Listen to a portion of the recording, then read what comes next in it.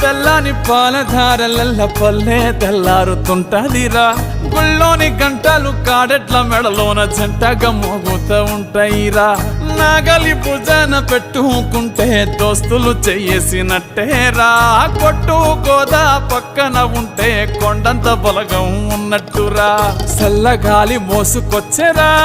సేను శిలకల ముచ్చట్లు దారి పొడుగు సెట్ల కొమ్మలా